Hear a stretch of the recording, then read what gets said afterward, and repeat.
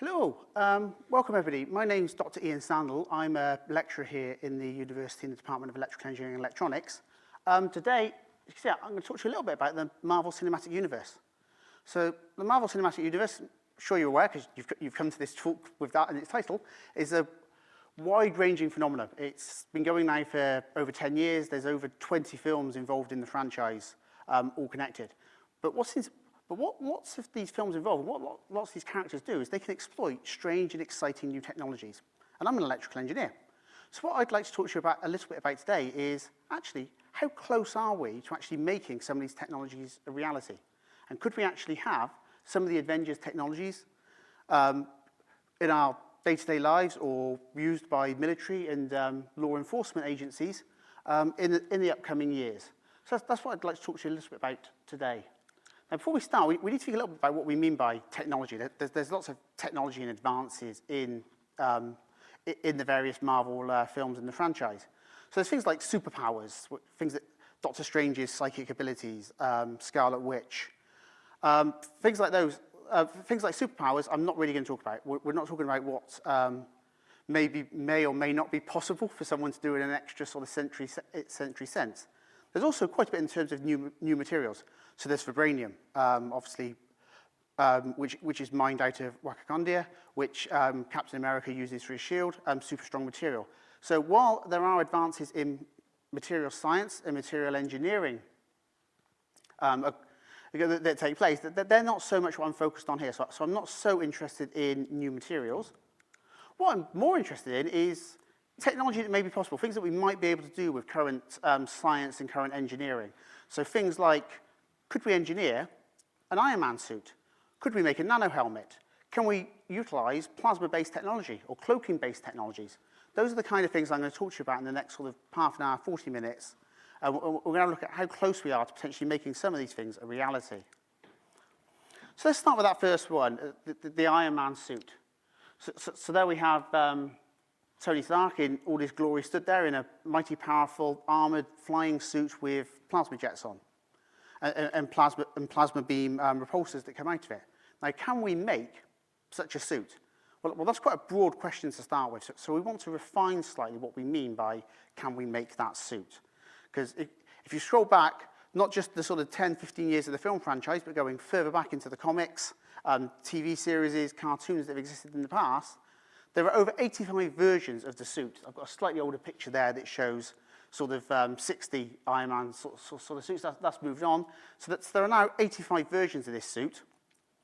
And there are over 250 different documented features in terms of what it can do. So just saying, can we make an Iron Man suit, is quite a broad statement because there's an awful lot there. So let's start with the most basic suit, and then let's add on a few, and if we think that's possible, we can then start to add on a few of the more common themes that have appeared throughout these suits. So let's start with the most basic of suits. So what we're looking for is essentially an armored suit. Something that's armored, but light, and that will augment and enhance the strength of the user. Well, that is something that can be done. Obviously, we can make armored suits, but we don't want huge, great bits of chainmail and armor on us because that then loses the flexibility, the lightness, and loses the ability to augment the strength of the user and effectively give the user, the wearer of the suit, almost extra human strength in terms of what they can do. But what we can do with sort of modern advances in science and engineering is make exoskeleton suits and build in robotic enhancement sleeves. And these are, I've put in brackets, they're almost commercially available. So if you work for certain military agencies and you have large budgets, these are indeed available to you. So what do these exoskeletons do? What do they comprise of? Well, they use sort of what we tend to term as smart new materials for strength and lightness. So they will use things like 3D printed titanium. So that can be made very, very thin, very flexible, but with the strength that you would expect from titanium. That can be further enhanced by building in and including things like graphene and carbon nanotubes that you may have heard of. So these are very small materials. So graphene is a single layer thickness of carbon, but it has extraordinary properties and there's extraordinary strength given its thickness. So this allows you to have a strong, light suit. So now you've got armored protection, but it's not going to weigh you down, and you've got reasonable flexibility and lightness in terms of moving around. We can then build onto that robotic features. So the robotic features that allow you to perhaps have extra extended arms, extra long reach on your suit than you could get just with your own arm reaching out. And there's also a whole host of electrical sensors that are built into these exoskeleton suits. So these are sensors that will not only help the robotic motors and the robotic controls, but they can give you temperature control of your suit, temperature variation. They can give you extra awareness of situations that are coming in. So you can have alert set up. You can have radio communication built into these suits, and a whole host of other things. So these are almost commercially available. And what we have here is a video from one of the companies that are currently producing these, just to give you an idea of what should be possible if it's going to play.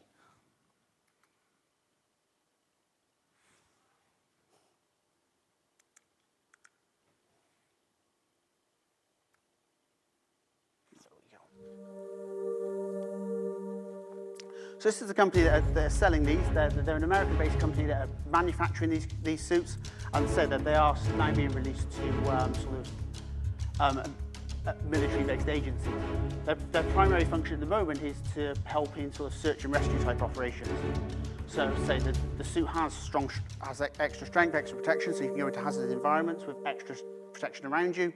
You've got the strength and the reach of the suit to move materials potentially out of the way, move obstacles out of the way, and you've got some of those sensors and some of these sort of things that can be built in. So things like night vision, sensors to alert you that perhaps you're down in a mine trying to rescue someone at the build up of gases and things like that that you need to be aware of. So yes, we can build the basic Iron Man suit. So version 1, we can get to. Now, obviously, it doesn't look much like an Iron Man suit, and we want to add some extra Tony Starkness onto this. We want to be able to add on some extra things. So let's move to the next level. Could we actually get the suit to fly? Well, the suit we've just seen is probably a bit heavy to make fly, but human flight is possible. Well, since the 1940s to 1950s, the idea of being able to strap rocket packs, rocket jets to yourself in some way and make yourself fly is indeed possible. So we're now going to go to version 2 of the suit. And this actually comes from, any of you may have known the program from like 10 years ago. It's a program called Mythbusters. A couple of guys used to recreate a lot of stuff. So Adam Savage from that has actually built his own Iron Man suit. So he's used 3D printed titanium to make it super light and super strong and flexible. And he's added on, is this going to play for me? And he's added on a series of rocket jets. So I'm just going to play the first sort of minute or two of this. This is precisely it's a bit long, this film, but we'll just watch the first minute or so, and we can see the suit in all its glory, and we can see its ability to actually fly or not. So say, it's made from 3D printed titanium, so it's strong, it's flexible, and it has a series of rocket jets that are positioned around the off the arms there, so you can angle yourself and fly. And I am learning. It's currently taken to an aircraft hangar to see if it can actually fly. As you can see, my friend Richard Browning, his company Gravity, is the inventor of effectively Iron Man jetpacks that he wears on his arms and his back. Iron Man jets, you can fly, you can get pretty good speed there, as you can see on that bit. And it's absolutely I'll stop it at that point, say it goes on a while, but so it'll lift you to about a story high, so you can lift about a story high into the air, and as you saw there flying across the water, you can get reasonable speed off of it. So we're not quite at Iron Man, Tony Stark levels of sort of flying up to aeroplanes or anything like that, but we can get a suit that will allow you to fly to a reasonable height and with reasonable speed. I say, and you're still retaining the strength and the flexibility of the titanium by using 3D printed titanium. So let's build it up a next notch. So we can make an armored suit, and we can make it flexible enough and light enough, and we can add flight to it. Now, can we add weaponry to it? That's what we want from Iron Man. That's what we want from the Avengers and Marvel films. So in the films, he uses a plasma-based technology. So within the gloves of his suit, he has plasma blasters that he can hold his hand out and fire jets of plasma. So can we add that? Well, first of all, we need to understand what a plasma is. before we can start thinking, can we build that into a glove? So a plasma can be thought of as a fourth state of matter. So you've got your traditional three states of matter, which are obviously gas, liquid, and solid. A plasma is an ionized, a charged gas, and that creates a fourth state of matter. So to make a plasma, you get a gas, and you place a very large electric field across it, typically hundreds, thousands of volts. And that electric field charges up all the species in that gas. It charges up all the ions and gives you big electrical fields. And then those will discharge themselves. So plasma happens naturally in the environment. So a lightning storm, a lightning discharge is a plasma discharge. That's obviously a very uncontrolled discharge, but that's what it is. We can make plasmas, so I've got some pictures of some plasmas there. So the first picture, the furthest across on your right, labeled A, I think it is coming from a Tesla coil. So you've got a plasma blasting out of there. And then you've got a plasma arc coming out of B. So you've got a high voltage potential at the top, you've got a ground at the bottom, you've got this charged gas in between, and it's discharging through it. So we can certainly make things that blast out like that. And plasmas don't have to be uncontrolled like lightning. These are controlled. You may remember, again, about 10 years ago, you used to buy plasma screen TVs. They've been sort of slightly supplanted these days by LCD and LED. But again, these worked on plasma technology, so they use small plasmas within them. And indeed, that final picture there is what we call a handheld plasma. So we can make devices that you can hold in your hand and shoot a plasma jet out of. However, when you get down to that size that will shoot the jet of plasma out onto your hand, hopefully you can just about make out the purple line, which is the plasma coming out down. You're now at very low powers. So that is much more akin to a plasma TV. And a plasma TV is not really a weapon unless you're going to start throwing it at someone. And again, that's got limited use as a weapon. So we can enhance plasma technology, plasma-based technologies. We could make plasma-based weapons just about, but they would be on the scale of the things you're seeing on the other two pictures, and you would be talking massive, great infrastructure to run them. So the idea of running them off of a robotic suit, holding it in your hand, isn't going to happen. So you're much more. So we can make handheld plasmas, but they're not got the power to be any kind of plasma weapon. They do, however, have a use I'll talk to you about for a minute or two, because some of my colleagues in the university are actually working on exploiting these. So I'm showing this example here of this plasma that shoots down and hits your hand. And the plasma itself is completely harmless. So you feel nothing from that plasma hitting you. That's how low power it is. But because it's charged gas species, they interact with the environment around your hand. And while they don't hurt you, they can kill things that are on your hand. So they can actually interact, and it's been shown that they can kill bacteria. So you can use this type of plasma technology to actually work as an additional cleansing step. So it can kill off bacteria. So that leads up to some interesting possible applications of this. It's just going off on a sidetrack for a minute. So you may be aware of the challenge of antimicrobial resistance. So the idea that antibiotics are becoming, bacteria is becoming resistant to antibiotics, they're becoming less effective. So doctors are worried that things that were routinely treatable before are going to become harder and harder to treat. Now, if we've got plasma technology that can kill bacteria, we don't need to use antibiotics. So this opens up the idea of the one shown on the right there is wound decontamination and healing. If we can embed these plasmas into dressings, let's say you're riding your bike along the road, you fall off, you have an accident, you gash your leg open. At the moment you'd go to hospital, they would stitch your leg up, and they would probably give you some antibiotics to stop that wound getting infected. Now, what if they could do this instead? What if they could give you a plasma technology in your wound dressing that would kill any bacteria that was entering the wound as it was healing? Now your wound's not going to get infected, there's no bacteria again, but you're not having to use antibiotics, so they can now be saved for more crucial times, reducing the use of antibiotics. Another potential use for them here is in surface decontamination. So rather than using anti-bac gel all the time, you could have big sort of plasma touch screens here, and you just touch your hand against it and vaporize it. And my colleagues have also been looking at, as well as bacteria, how well this works on viruses, with obviously COVID very fresh in our minds at the moment. Could we be using sort of this type of technology either as a hand injector for plasma, or could you actually use it in some sort of built into sort of air conditioning units, so as you cycle air around, the air is forced through a plasma that again would kill any viruses in the air.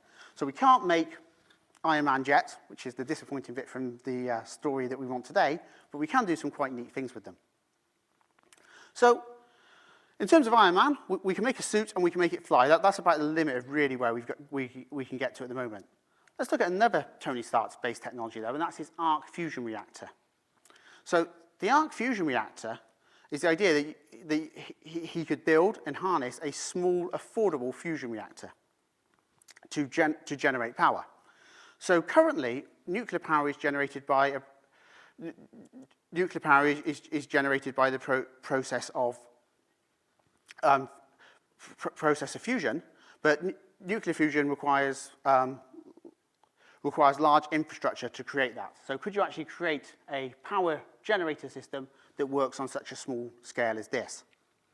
And again, we're heading now towards something that may again be just about viably possible. So some of you may have heard of the ITAR in France. So that's a small fusion reactor. So it's the first of its type, and it's due to go online in about 5-6 years' time.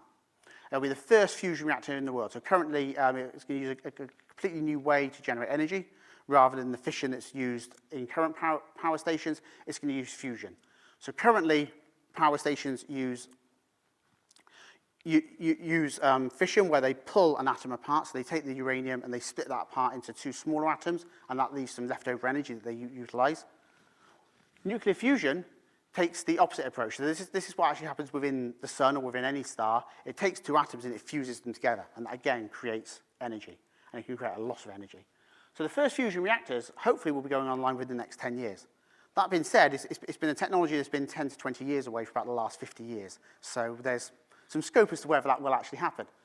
Also, this isn't really small scale. So if we look at Tony Stark's arc reactor there, it's only about 3 or 4 times bigger than a person. That's the size of a small village. So we're not quite on the same scale yet. It would be a small reactor based on what fusion reactors have been designed up before, but it's not quite there. However, that's not the end of the story. So MIT have actually begun developing plans to build something that is much closer to an actual arc reactor. So they're using a new class of material to do this. So they're using a superconductor. So superconductors aren't particularly new. So they allow, they have excellent magnetic ability. They have tunable magnetic abilities. But they're using a new class of semiconductor known as rare earth barium copper oxide. And the main advantage of this is that it can generate much higher magnetic fields at much closer to real room temperature. So a big problem with superconductors is you have to cool them right down. So you're operating them at minus 200 degrees or colder to get good performance. This can actually operate much closer to room temperature, so you're not needing a load of infrastructure to cool it down. And it can generate much, much higher magnetic fields. So how will that help an arc reactor? Well, that helps an arc reactor because the arc reactor works by fusion. So we're going back to the idea of fusion, these charged gases like lightning. And the amount of fusion you can generate depends on the 4th power of the magnetic field. So if you make the magnetic field twice as big, you make the fusion power 8 times bigger. Therefore, by being able to make these much smaller magnetic fields, by making these much bigger magnetic fields in a smaller area, we can now make bigger plasmas in that small area and get much closer to actually shrinking down the ITAR. You could shrink this down by about a factor of 10 if this technology works as MIT are expecting. So now your structure now gets 10 times smaller. So we get much closer to arc-based technologies. So again, another Tony Stark technology that is almost available. So let's move on and look at one more example from Tony Stark, and that would be his Jarvis system. So his advanced AI system that can operate. And the simple answer as to whether we make this is yes. So we interact with AI every day, most of us. We'll be interacting with Alexa or Siri or whichever variation upon those you may have, other brands are available. So there we have AI systems. We have things that can go, that have voice recognition, that can go away, they can search out information and data for you, they can perform logistics and analysis. So that kind of AI interface more or less exists. And the ability of what AI can do is building up further and further all the time. So again, I'll give you a relatively sort of simple and short answer there, is that Jarvis, again, is something that is likely to be coming online, or things very similar to Jarvis, over the next sort of 5 to 10 years. So let's move away and look at some other parts of the MCU then. So another neat technology, and kind of similar because it involves a mask, would be Starlord's nanotech mask. So here he has a mask, it folds away, sits as a little bud in his ear, or slightly to the side of his ear, depending on what version of the MCU or Guardians of the Galaxy you're looking at, and it can build out with a simple flitch to become a full mask, as you can see there across his face. And that mask can do a huge range of things. So it can purify oxygen, it acts as backup air tanks, it does pressure support, enhanced vision, offers universal translation, has AI features built in. So could we make that? Well, the simple answer is no. is the very simple answer. We can do some of that, as I will talk about now. So the big issue we have with that is the changing size. How you could make something that would be small enough to sit behind your ear and then expand out across your entire face is sort of the technology point at which currently I don't think anyone really has any idea as to how that works. We're probably veering closer towards the sort of magic side of Avengers at this point in terms of what kind of technology would allow you to do that. In terms of the features on it, again, we can do that. So you could have a mask of about that size that would purify oxygen. That's not a huge challenge. You can have a mask like that. You could put filters in there. Again, come things like graphene. That's finding applications as air filters. So you could have a small air filter across your face to help purify air intake. Backup air tank, again, I think you're verging further into the realms of implausibility at this point, because you've got to house that oxygen somewhere. So again, how you're going to house an oxygen air tank just on the side of your head? I mean, in principle you could, but I'm guessing that's going to be about 30 seconds worth of oxygen. Again, the pressure support, again, there's just no way to do it on such a small device. The other features, though, enhanced vision, that can certainly be done. I mean, you can get night vision glasses now that give you enhanced vision. They're smaller than that currently. So you can certainly get enhanced vision. You can get sort of glasses and headsets, military-based, that will give you sort of tactical overview and tactical supports that are built into those. There's no reason you couldn't build in artificial intelligence into such a system. And again, things like universal translation is just an extension of artificial intelligence. So it's a very particular feature in which you're using. It would have to have good voice recognition, but again, that's entirely possible. So lots of these features we could do. We couldn't necessarily all do them on such a small mask, but the main issue on a mask like this is its ability to fold itself up and down. There's just no real logical way you could think of doing that without going onto some weird extra dimensional space that it folds itself into. So now look at one more type of technology, and that's the ability to actually cloak yourself. So the ability to cloak has been used a number of times in various aspects of Marvel. So this idea, so I've shown you there the idea of an umbrella cloak from the Agents of S.H.I.E.L.D. So the idea is you deploy this structure and then you become invisible within it. Is that possible? Well, the short answer is possibly. So I'm going to start by showing you a video. So you can do this just with lenses. So if you've just got some optical glass lenses, you can actually make things invisible. So I'm just going to play a short video for a couple of minutes of someone explaining a little bit about how that works. Maybe.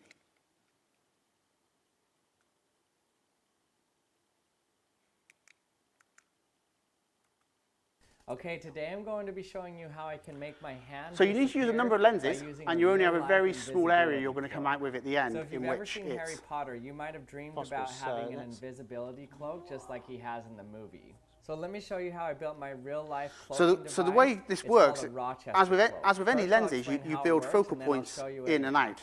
Okay, so in order to make something invisible, it's obvious. I skip through some of the rubbish and get to the more interesting bits where you. So we need to try to bend the light around the objects. Okay, so that it can't reach our eyes. So, but the problem with doing that is usually when we try lenses, to bend the light from an object, as you no doubt know, will focus light onto a point, also, or take light from a focal point there's back. Something blocking it. So you can't do this just using one lens or even two lenses like you would in a telescope or a pair of binoculars.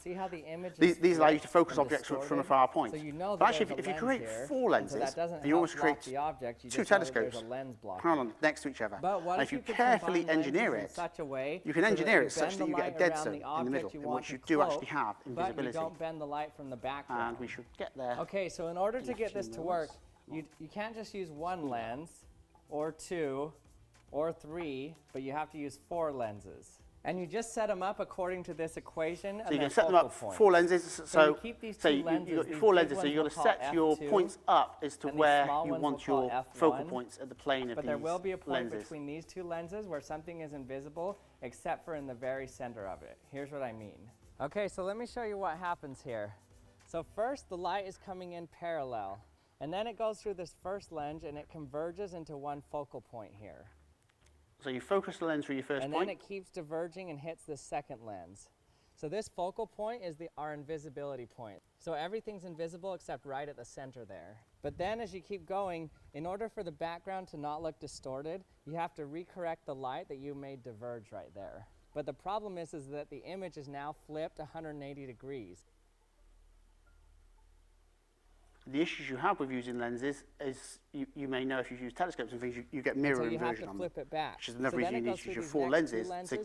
Otherwise, when you're trying to make things invisible, you're actually going to flip them upside down.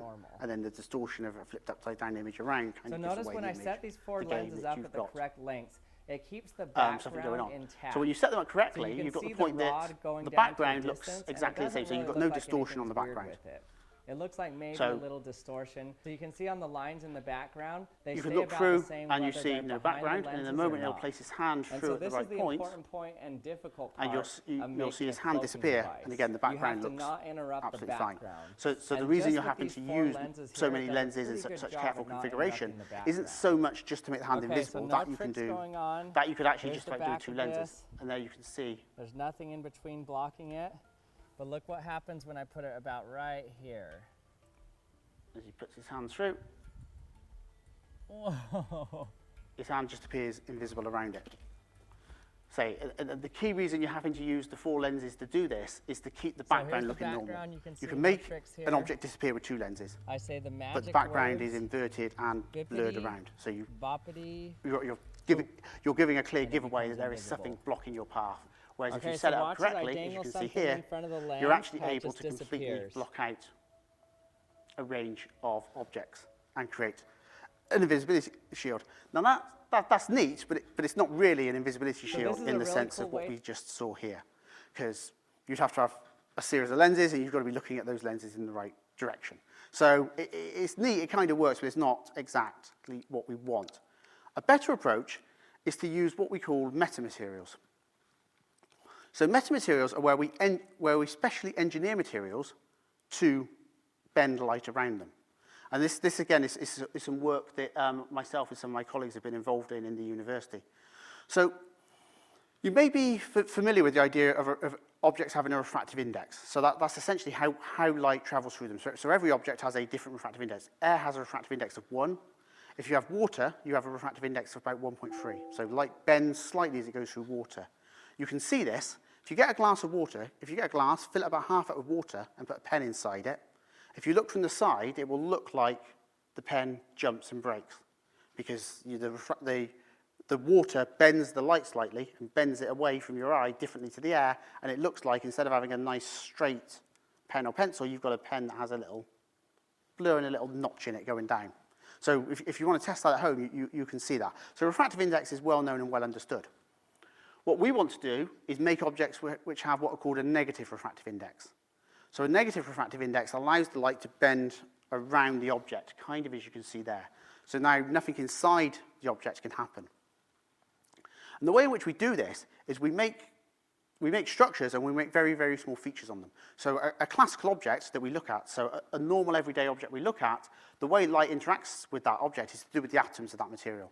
It's all to do with the atomic structure of the material. And it's to do with what it's made of, what those atoms are, how far apart those atoms are. By making a metamaterial, we change that. We now deal with what's on the surface of the material.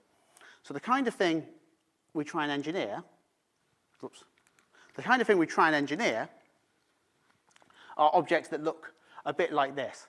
So we create these little grids of rings and rings on top of an object. So we create, they could be circular rings, they could be square rings, there are different types of grid patterns we can do depending on what wavelength of light we're working with. So we place these on, and now the light will interact with what's on that surface. It will interact, and the interaction of the light will depend on what material, what metal you've put on top of your object, and what the structure is. So how big your structure is. You can kind of see a picture of it there with some arrows drawn on. So how wide it is, how big that gap is, how narrow it is. Those features now determine what happens to the light is instant on that object. And that allows us to bend light around it. So I've got some examples here of showing some of what happens with some samples we've been working on. So we're working more on the infrared, and I'll come back to that in a minute. So we're working out at 8, 9, 10 microns. So this is very much sort of around sort of thermal wavelengths, sort of what you would see light given off by a person rather than useful light, but it shows the principle works. So you can see that sort of top graph labeled A, you get that little wiggle, dip down and big spike up, and you can see a similar thing in B. So what those are showing is that those points, you get a resonance effect. And that resonance effect is shown most strongly there on the bottom graph E, where you can see that actually you can completely change the transmission of light through or around the object. So you can make it such that the light at a particular wavelength bends all the way around the object and has effectively the object isn't there to that wavelength of light. So it bends it around perfectly and creates a perfectly cloaked device. Now the big problem is, well, the two big issues are, firstly, we're working out these infrared wavelengths where you've got big thermal, which work nicely for thermal energy, and they work nicely for telecoms and various other things. There's some quite nice sensing applications, which is what we want to do here, where you can sense gases. Doesn't work very well for cloaking an object, because you can still see it in the visible wavelength. And again, that comes back to it. As you can see here on this graph, you only get these features at very, very strong particular wavelengths. So even if you could to translate the features to the visible wavelength away from the infrared, you've got to make these features even smaller. So you're going to have to make tiny. So at the moment, we're making features that are a few hundred nanometers in size. You're probably going to have to shrink that down by about a factor of 10 to be making a few nanometers. So a nanometer is 0, 9 zeros, and then a number. That's how small it is in terms of meters. So you could fit a million nanometers within a single millimeter. So that's how small we have to make them. That might just about be technologically possible these days. However, you're then only ever going to work at one wavelength.